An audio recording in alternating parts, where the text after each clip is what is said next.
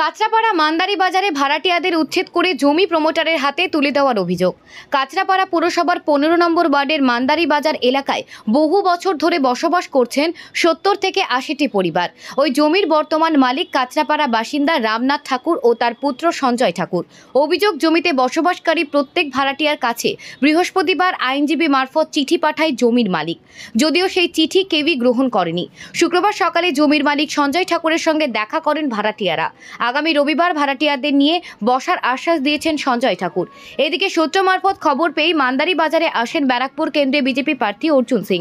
তিনি বাসিন্দাদের পাশে দাঁড়িয়ে আওয়াজ তোলেন, জোর করে জমি বিক্রি করা যাবে না, আলোচনার মাধ্যমে সমস্যা মেটাতে হবে। বাসিন্দাদের আইনি সহযোগিতার আশ্বাসও দিলেন বিজেপি প্রার্থী। স্থানীয় বাসিন্দা বিজন দেবনাথ জানান, ঠাকুরদা বাবার পর তিনি এখানে বসবাস করছেন, তাদের সকলের কাছে ভাড়ার রসিদ আছে। জমির মালিক তাদের সঙ্গে আলোচনা না করে প্রমোটারের হাতে জমিটা তুলে দিতে চাইছেন, তবে তাদের পাশে দাঁড়িয়ে সহযোগিতার আশ্বাস দিয়েছেন বিদায়ী সাংসদ অর্জুন সিং।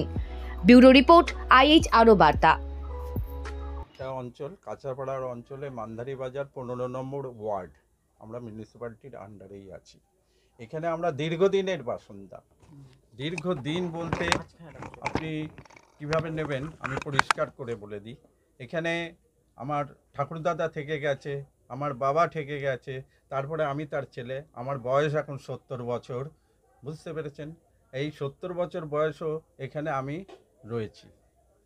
কিন্তু সূত্রে শুনতে পাচ্ছি এবং গতদিন একটা অ্যাডভোকেট চিঠি পাঠিয়েছিল আমাদের কাছে, তখন আমরা বুঝলাম যে ব্যাপারটা তো অন্যদিকে যাচ্ছে। এমনি কানাঘুষো শুনেছি যে প্রমোটারের কাছে ইনি বিক্রি করছেন, এই বাড়িওয়ালা রামনাথ ঠাকুর এবং তার ছেলে সঞ্জয় ঠাকুর। এরা দুজন প্রমোটারের সাথে কথা বলে এগিয়েছে বিক্রি করার।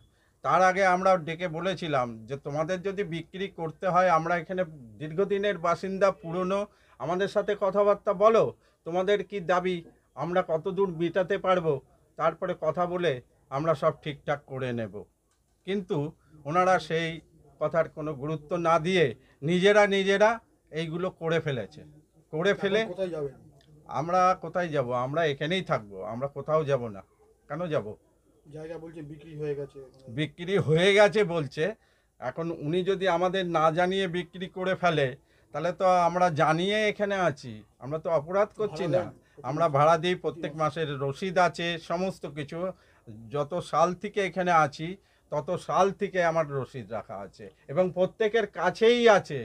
কেউ কিন্তু বলবে না যে আমার কাছে রসিদ নেই, ঠিক আছে? কিন্তু আমরা সাংসদ আমাদের বললেন, আশা দিলেন, বললেন যে আপনাদের সাথে আমি আছি, আমি আপনাদের যা করণীয় আপনারা করুন, আমি আপনাদের সহযোগিতা করব। এই কথা তো উনি বললেন। আমি আশ্বস্ত হয়েছি। আমি শুধু বলবো না, কারণ এখানে আমরা সমস্ত লোক আছি, সবাই কিন্তু আশ্বস্ত হয়েছে ওনার কথায়, ঠিক আছে? এখানে উনি এসেছেন, মানে উনি এসে যা বলে গেলেন, আমি অনেক সাহস পেলাম। কিন্তু অন্য সরকার পক্ষের যারা লোক আছে, কাউন্সিলর, চেয়ারম্যান, আমার এখানে কেউ আসেনি।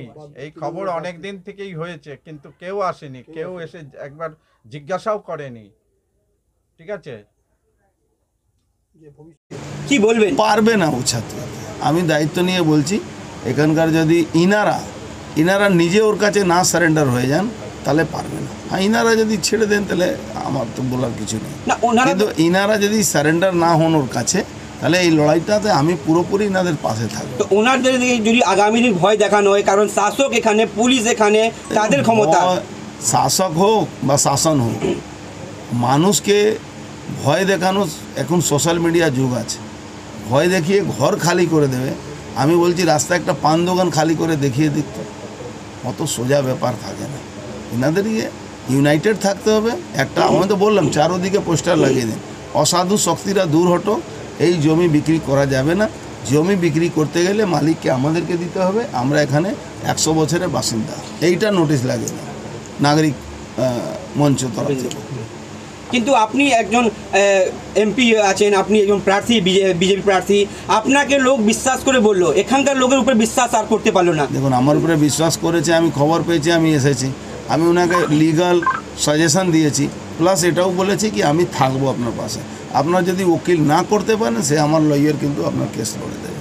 দাদা, এটা কি কোনো অসাধু চক্র কোনো কাজ করছে? 100%। আপনি দেখছেন না, মন্ডল বাজার বিক্রি করে দিল, মালিক থাকে বিদেশে, অন্য লোক মালিক হয়ে গেল রাতারে। এখানে একটা অদ্ভুত দালাল আছে, তার নূর না কি নাম আছে। ও আপনার জমি দেখলে, আপনার পেপার দেখলে ওর চোখে এক্সরে মেশিন আছে, ও আপনার জমির মালিক নিজে হয়ে যাবে। এরকম একটা অদ্ভুত টাইপের দালাল টাইপের আছে। আর বিয়ালার ওর সঙ্গে জানেন তো, এখানকার বিয়ালারও মানে পিকুলিয়ার টাইপের সব তারা চুরি টাইপের কাজ করে। এতটা চুরি যে সাধারণ মানুষের পেট